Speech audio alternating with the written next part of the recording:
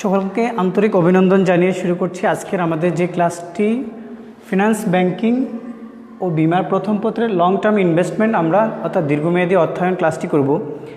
এই কোভিড-19-এর মাধ্যমে যে অনলাইন শিক্ষা কার্যক্রমের মাধ্যমে শিক্ষা কার্যক্রমটিকে এগিয়ে নেওয়ার জন্য যে উদ্যোগ, আমরা সেই উদ্যোগকে সাধুবাদ জানিয়ে আমরাও তারই ধারাবাহিকতায় আমরা পাঁচরুখী বেগম আনোয়ারা ডিগ্রি কলেজের তারই অংশীদার হিসেবে আমরাও অনলাইন কার্যক্রম আমরা চালিয়ে যাচ্ছি, অর্থাৎ তোমাদের শিক্ষা কার্যক্রমকে এগিয়ে নেওয়ার জন্য। আজকে আমাদের ফিনান্স ও ব্যাংকিং বিমার প্রথম পত্রের লং টার্ম ইনভেস্টমেন্ট আমরা এই ক্লাসটি আজকে আমরা করব। তোমরা যারা হচ্ছে যে আমার সাথে লাইভে সংযুক্ত হচ্ছ এবং হবে, তোমরা তোমাদের সকল কমেন্টসটি আমাকে জানাবে। কোথায় কি সমস্যা হচ্ছে, কি বুঝতে পারছো না, সেই জিনিসটা আমাকে তোমরা অবশ্যই জানাবে। দেখো, আমরা লং টার্ম ইনভেস্টমেন্ট অর্থাৎ দীর্ঘমেয়াদী অর্থায়ন যখন আমরা করতে যাব, প্রথমত আমাদেরকে যে জিনিসটি লক্ষ্য রাখতে হবে সেটি হচ্ছে যে what is the long term investment, অর্থাৎ কি দীর্ঘমেয়াদী অর্থায়ন কি। আমরা জানি যে 7 বছর থেকে শুরু করে 10 বছর পর্যন্ত বা তার অধিক সময়ের মধ্যে আমরা যে ইনভেস্টমেন্টটি করে থাকি তাকে আমরা বলছি যে লং টার্ম ইনভেস্টমেন্ট। বুঝতে পেরেছ? তোমরা ইতিমধ্যে সেটি জানো যে আমরা লং টার্ম ইনভেস্টমেন্টের আরও অনেকগুলো ম্যাথ করেছি আমরা, এবং এই চ্যাপ্টারটি আমরা শেষ করেছি, কিন্তু আমরা অনলাইনের মাধ্যমে আমরা আবার একটি একটি করে চ্যাপ্টার আমরা করার চেষ্টা করতেছি। তার মধ্যে আজকে আমরা লং টার্ম ইনভেস্টমেন্টটি করছি। তার পরবর্তীতে দেখো, হোয়াট ইজ দ্য বন্ড, অর্থাৎ বন্ড কি। বন্ড হচ্ছে, তোমরা সকলে জানো, তোমরা ইতিমধ্যে এই ক্লাসগুলো করেছো। বন্ড হচ্ছে একটি দীর্ঘমেয়াদী ঋণের দলিল। কি বলছি? বন্ড হচ্ছে একটি দীর্ঘমেয়াদী ঋণের দলিল যা কোম্পানি বা সরকার কর্তৃক ইস্যু করা হয়। একটু পরে আমরা জানবো আসলে বন্ড কারা কারা ইস্যু করেন এবং বন্ডের কি কি বৈশিষ্ট্য আছে এবং বন্ডের কি কি শ্রেণী বিভাগ আছে। এবং এই জিনিসগুলো জানার পরে হচ্ছে যে আমরা আজকে বন্ডের কিছু ম্যাথ করে আমরা আমাদের ক্লাসটি সমাপ্ত করব। তাহলে হোয়াট ইজ বন্ড? বন্ড কি? বন্ড হচ্ছে একটি দীর্ঘমেয়াদী ঋণের দলিল। কি বলছি? বন্ড হচ্ছে একটি দীর্ঘমেয়াদী ঋণের দলিল যা কোম্পানি অথবা সরকার ইস্যু করে থাকে। তারপরে আসি আমরা তৃতীয় নাম্বার, আমাদের যে পয়েন্ট সেটি হচ্ছে যে বন্ডের ইস্যুকারী কর্তৃপক্ষ বা হচ্ছে বন্ডের বৈশিষ্ট্য কি। দুটো পয়েন্ট এখানে। প্রথমত একটি পয়েন্ট হচ্ছে বন্ডের ইস্যুকারী কর্তৃপক্ষ, আর দ্বিতীয় পয়েন্টটি হচ্ছে যে বন্ডের বৈশিষ্ট্য। তাহলে দেখো, প্রথমত আমরা আসি বন্ডের ইস্যুকারী কর্তৃপক্ষ কারা। বন্ড যারা ইস্যু করবেন, এটি 4 ধরনের ইনস্টিটিউশন হয়ে থাকে। প্রথমত যদি আমরা দেখি, 1 নম্বর হচ্ছে যে সরকার বন্ডকে ইস্যু করবেন। 2 নম্বর পয়েন্ট, কোম্পানি অথবা কর্পোরেশন ইস্যু করবে। 3 নম্বর, বৈদেশিক সরকার অথবা হচ্ছে যে কোম্পানি বা বৈদেশিক কোম্পানি। 4 নম্বর যে পয়েন্টটি সেটি হচ্ছে মিউনিসিপাল কর্তৃপক্ষ। এই 4 ধরনের কর্তৃপক্ষ বন্ডকে ইস্যু করতে পারবে। এই 4টা শ্রেণীর মধ্যেই বাকি সব কিছু আমাদের চলে আসবে কারা কারা হচ্ছে যে বন্ডকে ইস্যু করতে পারবে। এখন বন্ডের বৈশিষ্ট্য যদি আমরা লক্ষ্য করি, তাহলে বন্ডের অনেকগুলো বৈশিষ্ট্য এক এক বইতে এক এক ধরনের কথা উল্লেখ থাকবে। তার মধ্যে বন্ডের দেখো বন্ডে কী কী জিনিস বৈশিষ্ট্য, বন্ডের মধ্যে সুদের হার থাকবে। এই বন্ডের বৈশিষ্ট্যের মধ্যে একটা জিনিস তোমরা খেয়াল রাখবা, বন্ডের লিখিত মূল্যকে কিন্তু সময় মূল্য বলা হয়। আমরা যখন ম্যাথ করতে যাব, তোমরা ইতিমধ্যে করেছো, তোমরা জানো যে বন্ডের লিখিত মূল্যকে সময় মূল্য বলা হয়। ক্লিয়ার? তাহলে বন্ডের বৈশিষ্ট্যগুলোর মধ্যে তোমরা খাতায় লিখে রাখবে। বন্ডের বৈশিষ্ট্যগুলোর মধ্যে হচ্ছে সুদের হার থাকবে, পরিপক্কতা থাকবে, অর্থাৎ বন্ডের ম্যাচিউরিটি ভ্যালু থাকে, তোমরা জানো এটা। ইন্টারেস্ট রেট থাকে বন্ডের মধ্যে। তারপর আমাদের থাকে হচ্ছে রিডেমশন থাকে, অর্থাৎ পরিশোধ থাকে, একক মূল্য থাকে। তারপরে হচ্ছে যে আমাদের পুনঃক্রয় বা কল প্রভিশন থাকে। তারপর হচ্ছে যে তোমার ইন্ডেন্সার থাকে, সিকিউরিটি থাকে, জামানত থাকে। এরপর হচ্ছে যে আমাদের বন্ড হতে প্রাপ্তি ইয়েল্ড থাকে, ওয়াই, যেটিকে আমরা কেডি দ্বারা প্রকাশ করি, অর্থাৎ ইয়েল্ড বন্ড থেকে ইয়েল্ড থাকে। তারপর হচ্ছে যে সম্পত্তি বা আয়ের উপর যে দাবি থাকে। এই বৈশিষ্ট্যগুলো বন্ডের বৈশিষ্ট্য। তাহলে আমি অনেকগুলো বৈশিষ্ট্য বললাম, তোমরা নিশ্চয় শুনেছ বা শুনে থাকবে। এবার আমরা যদি দেখি বন্ডের অনেকগুলো শ্রেণী বিভাগ আছে। বন্ডের শ্রেণী বিভাগগুলো হচ্ছে, একটা তোমরা সবাই জানো ট্রেজারি বন্ড, কর্পোরেট বন্ড এবং বৈদেশিক বন্ড। তিন ধরনের। কয় ধরনের? তিন ধরনের থাকে, ট্রেজারি বন্ড এবং কর্পোরেট বন্ড এবং হচ্ছে বৈদেশিক বন্ড। তাহলে আমরা আসি, তিন ধরনের বন্ডের কথা আমরা বলেছি। প্রথমত ট্রেজারি বন্ড। ট্রেজারি বন্ড কি? ট্রেজারি বন্ড হচ্ছে যে এটি 5 বছর থেকে, এটি বাংলাদেশ সরকারের পক্ষ থেকে যদি ইস্যু করা হয়, বাংলাদেশ ব্যাংক ইস্যু করবে ট্রেজারি বন্ড। তাহলে 5 বছর থেকে 10 বছর মেয়াদি পর্যন্ত এই ট্রেজারি বন্ডটি ইস্যু করা হবে। এই 5 বছর থেকে 10 বছর মেয়াদি। কর্পোরেট বন্ড এটি হচ্ছে যে কোনো কোম্পানি অথবা কর্পোরেশন, যেমন দেখো আমাদের বেক্সিমকো কোম্পানি হতে পারে, এরকম বড় ধরনের প্রতিষ্ঠান। তারপরে হতে পারে আমাদের আমরা বলেছি বেক্সিমকো বলেছি। তারপর যদি আমরা ম্যাগনা গ্রুপ ধরি, এই ধরনের বড় বড় যে প্রতিষ্ঠানগুলো, স্কোয়ারকে ধরি আমরা, এই প্রতিষ্ঠানগুলো যখন, এই কোম্পানিগুলো যখন বন্ডকে ইস্যু করবে, তখন আমরা সেটিকে বলছি কি? Corporate bond. এবং বৈদেশিক বন্ড, অর্থাৎ বৈদেশিক বন্ড হবে কি? বৈদেশিক কোনো সরকার অথবা বৈদেশিক কোনো কোম্পানির মাধ্যমে যদি ইস্যু করা হয়, সেটিকে আমরা বলছি কি? বৈদেশিক বন্ড। তাহলে দেখো, আজকে আমরা এই বন্ডের উপর কিছু আমরা ম্যাথ করে আজকের ক্লাসটি শেষ দিকে আমরা আসব।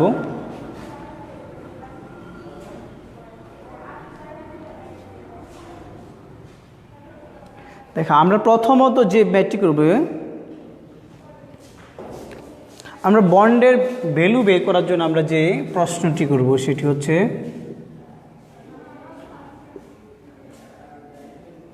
প্রশ্ন 1।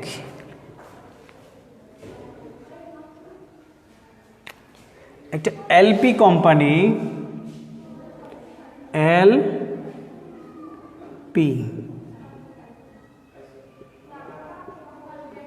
এলপি কোম্পানি 10 বছর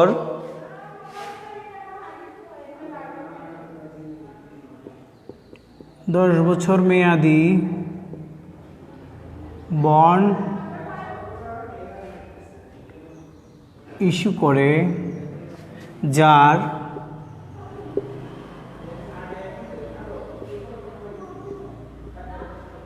লিখিত মূল্য ছিল 1000 টাকা। তারপর হচ্ছে যে আমাদের কুপন রেট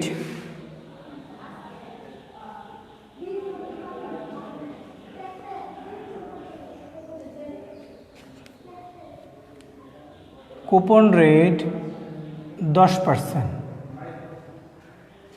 তারপর হচ্ছে যে আমাদের যদি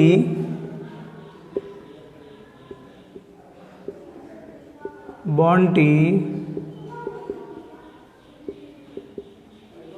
বার্ষিক ভিত্তিতে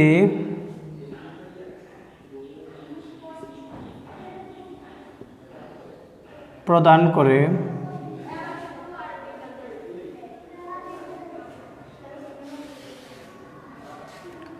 এবং বন্ডের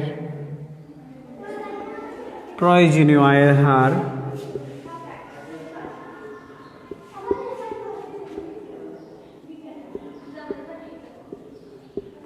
আয়ের হার 10%। প্রশ্ন হচ্ছে যে তাহলে বন্ডের বর্তমান মূল্য কত? তাহলে প্রশ্ন হচ্ছে যে কি আমাদের একটি কোম্পানির কথা বলা আছে, কোম্পানিটি হচ্ছে কি এলপি কোম্পানি 10 বছর মেয়াদি একটি বন্ড ইস্যু করেছে, যার লিখিত মূল্য, আমরা একটি কথা বলেছিলাম যে লিখিত মূল্য হচ্ছে যে কি সময় মূল্য। লিখিত মূল্য হচ্ছে আমাদের কত 1000 টাকা, আর আমাদের কুপন রেট হচ্ছে যে 10%। বলছে যে যদি বন্ডটি বার্ষিক ভিত্তিতে অর্থাৎ ইয়ারলি যদি আমাদেরকে প্রদান করে এবং বন্ডের প্রয়োজনীয় আয়ের হার যদি আমাদের 10% থাকে, সেক্ষেত্রে বলছে যে বন্ডের বর্তমান মূল্য কত হবে। ক্লিয়ার? তাহলে দেখো আমাদেরকে আমরা যদি সলিউশন করতে যাই, আমরা যদি দেখি যে গিভেন আমাদের সাথে কী দেওয়া আছে, সেটাতে 3টা জিনিস আমাদের দেওয়া আছে কি একটা 10 বছর এনের মান দেওয়া আছে কত 10, এবং আমাদের ফেস ভ্যালু দেওয়া আছে আমাদের কত 1000 টাকা অর্থাৎ ম্যাচুরিটি ভ্যালু। লিখিত মূল্য হচ্ছে কি আমাদের সময় মূল্য, সময় মূল্য হচ্ছে যে কি আমাদের ম্যাচুরিটি ভ্যালু, যেটাকে আমরা এমবি বলি। তাহলে দেখো আমাদের কি কি জিনিস দেওয়া আছে, আমাদের সুদের হার কত 10%, এবং আমাদের এই 10%টা কিসের উপর হবে, আমাদের আয়ের মানটা ওই যে ম্যাচুরিটি ভ্যালুর উপর 1000-এর উপর আমাদের 10% হবে। তারপরে আচ্ছা আমরা দেখি আমাদের এনের মান কত আছে, এন সমান সমান 10 ইয়ার্স। তারপর হচ্ছে যে আমাদের আয়ের মান আমাদের হচ্ছে কত, অর্থাৎ আমরা ফেস ভ্যালু যেটা লিখিত মূল্য ফেস ভ্যালুর উপর আমাদের কত 10%, 1000 উপর আমরা কি করব, অর্থাৎ আমাদের 100 টাকা হচ্ছে আয়ের মান। তারপর আমাদের ম্যাচুরিটি ভ্যালু আমাদের কত দেওয়া আছে 1000 টাকা। তারপর হচ্ছে যে আমাদের কেডির মান দেওয়া আছে, কেডির মানে হচ্ছে যে আমাদের প্রয়োজনীয় আয়ের হার, কস্ট অফ ডিবেঞ্চার যেটা, সেটা হচ্ছে যে কি আমাদের 10% or 0.10। ক্লিয়ার? তাহলে দেখো এটা হচ্ছে যে আমরা সব কিছু পেয়ে গেছি। তাহলে আমরা ম্যাথটি এখন করতে পারি। আমাদেরকে আমরা একটু উপরে করি ম্যাথটা। তাহলে উই নো, আমরা জানি বন্ডের value, value of bond,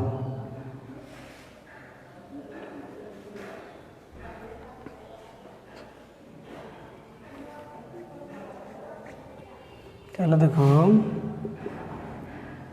I into 1 minus 1 by 1 plus KD by N by KD plus হচ্ছে যে maturity value 1 plus KD by N। তাহলে দেখো আমাদের আয়ের মান কত দেওয়া আছে 100, তারপর 1 মাইনাস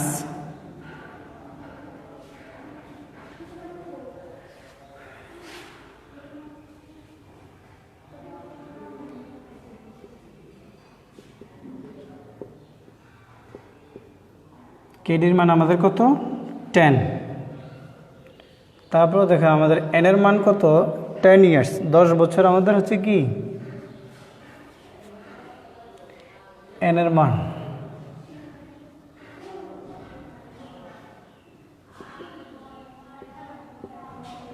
ম্যাচুরিটি ভ্যালু আমাদের 1000 টাকা, 1 প্লাস কেডি হচ্ছে যে, তাহলে দেখো তাহলে আমরা নিচের জায়গাটুকু মুছে ফেলি। তাহলে দেখো এখানে আমাদের কি থাকতেছে, এই এতটুকু যখন আমরা ক্যালকুলেশন করতে যাব তখন আমরা দেখব যে আমাদের অ্যামাউন্ট আসছে 6.145। তোমরা এটাকে অবশ্যই ক্যালকুলেটরে ভুল করবে না, ভুল করলে পুরোটা অঙ্ক কাছাকাছি আসবে না, আমরা অনেক দূরে গিয়ে আমাদের অ্যান্সার আসবে। তাহলে এইটা যখন আমরা করব 385.54 আসবে। তাহলে উভয়কে যখন আমরা ক্যালকুলেশন করতে যাব তখন দেখবে যে এইটার সাথে কিন্তু গুণ করবে, গুণ করে দেন এটার সাথে এটা যোগ করবে, তাহলে আমাদের এক্স্যাক্টলি অ্যান্সারটা আসবে। এক্স্যাক্টলি অ্যান্সার আসবে আমাদের 1000.04 টাকা। তাহলে এইটা হচ্ছে কি আমাদের বন্ডের ভ্যালু, কথা বোঝা গেছে? তাহলে দেখো যদি এরকম আমাদেরকে হাফ ইয়ারলি বলা থাকে, এই ম্যাথটি ছিল আমাদের ইয়ারলি ছিল। এখন তোমাদের আমি একটা এইচডব্লিউ দিয়ে দিলাম, এইচডব্লিউটা হচ্ছে এই অঙ্কটাকে ওখানে বার্ষিক ভিত্তিতে বলা আছে। যদি বলছে যে যদি সুদ বার্ষিক ভিত্তিতে প্রদান করা হয়, ঠিক এই জায়গাটির মধ্যে তোমরা বাসার মধ্যে লিখবা হচ্ছে যে যদি বন্ডটি অর্ধবার্ষিকীতে প্রদান করা হয় সেক্ষেত্রে আমাদের কি হবে, সেক্ষেত্রে আমার কেডির নিচে 2 হবে, কেডির নিচে 2 হবে, এনের সাথে আমরা 2টাকে গুণ করে নিব এবং হচ্ছে যে এই কেডির নিচে আমাদের 2 হবে। জাস্ট এই এখানে 2, এখানে 2 এবং এখানে 2 দিয়ে দিব, এখন এই এনের সাথে 2 গুণ করে দিব, এনের সাথে আমরা 2 গুণ করে দেব, তাহলে হচ্ছে আমাদের কি হয়ে যাবে অর্ধবার্ষিকী আমাদের হয়ে যাবে। এবং আই এর নিচে আমরা কি করে দেবো 2 দিয়ে দেব। এটা হলো কি যখন আইকে আমরা 2 দ্বারা ভাগ তখন হাফ ইয়ারলি, হাফ ইয়ারলি মানে হচ্ছে কত 2। তাহলে আমরা এই যে আই এর নিচে 2 দিয়ে ভাগ করে দেব, কেডিকে আমরা 2 দিয়ে ভাগ করে দেব, এনের সাথে আমরা 2কে গুণ করে দিব। ঠিক সেমভাবে তোমরা অর্ধবার্ষিকী দিয়ে তোমরা এই ম্যাথটিকে অবশ্যই করবে।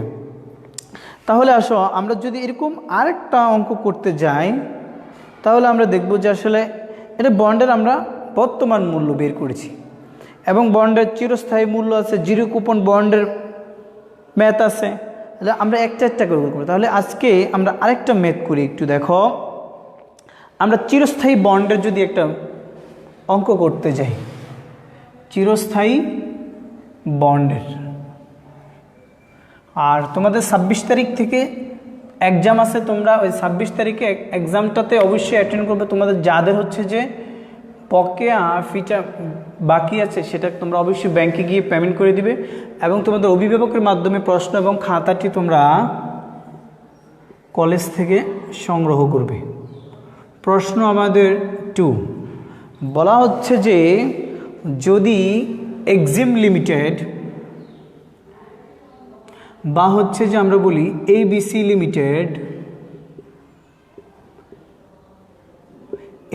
লিমিটেড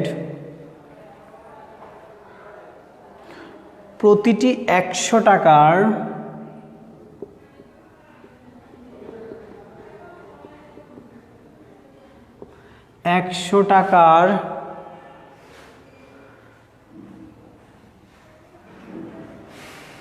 প্রতিটি 1000 টাকার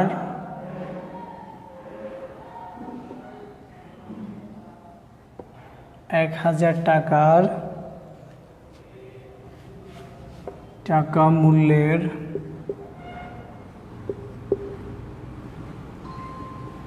দশ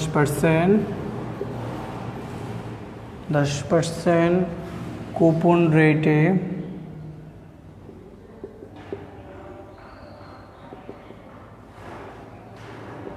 চিরস্থায়ী বন্ড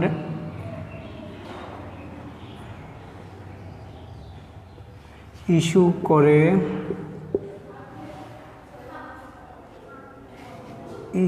করে থাকে কোম্পানির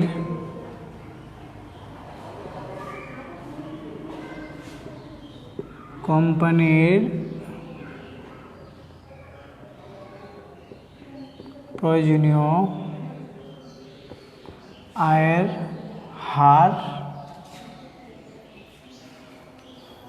15% বলা হচ্ছে যে কি চিরস্থায়ী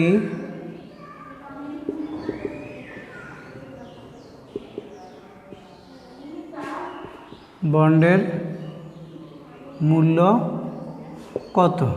দেখো এখানে চিরস্থায়ী বন্ড যদি কথাটি উল্লেখ না থাকে তাহলে আমরা কি করে বুঝবো যে এটি চিরস্থায়ী বন্ড। দেখো এই বন্ডটিতে কিন্তু উল্লেখ করা নাই যে কত বছরের জন্য সেটিকে ইস্যু করেছে। তার মানে আমাদের কি যদি বছর উল্লেখ করা না থাকে, টাইম যদি উল্লেখ করা না থাকে, তখন আমরা বুঝবো কি এটাকে চিরস্থায়ী বন্ড।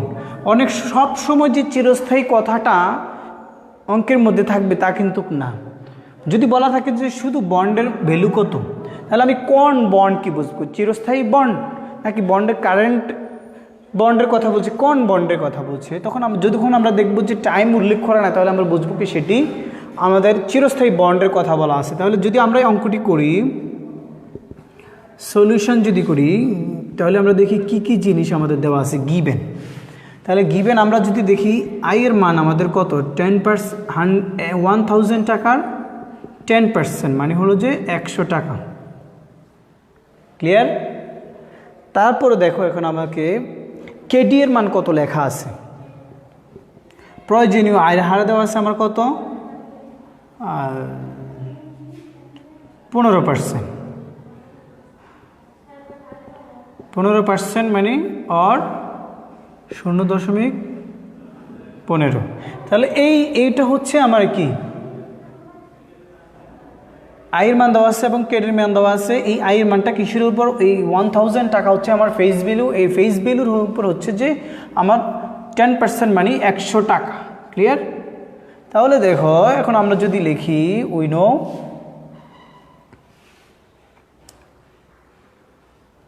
আমরা একটু উপরে করি।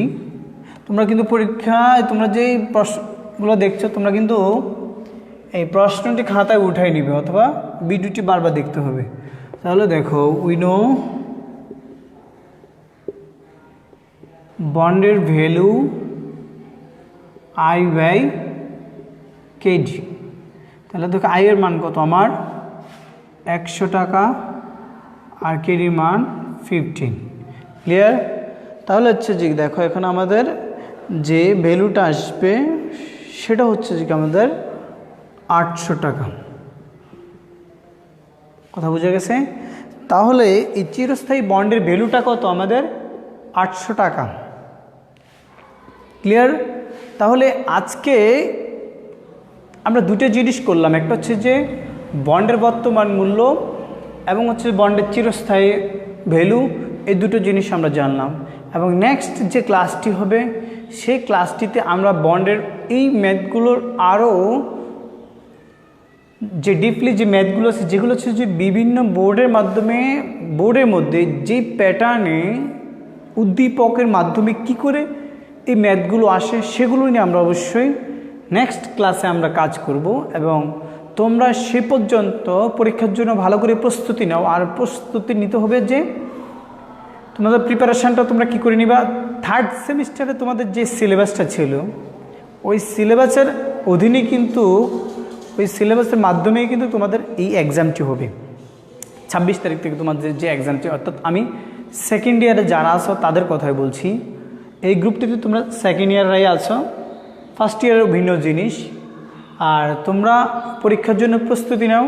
কোথাও কোনো জিনিস, কোথাও কোনো টপিক যদি বুঝতে সমস্যা হয় তাহলে তোমরা অবশ্যই আমাকে অথবা ম্যাডামকে ফোনের মাধ্যমে অথবা ফেসবুক বা মেসেঞ্জারে যেভাবেই হোক, যেখানে সমস্যা তোমরা আমাদের সাথে শেয়ার করবা। আমরা সেই আমাদের সমস্যার জায়গাগুলো আমরা সলভ করার চেষ্টা করব। তাহলে আজকে এই পর্যন্তই। সকলকে আন্তরিক অভিনন্দন জানিয়ে আজকের ক্লাসটি এখানে শেষ করছি। ধন্যবাদ সকলকে।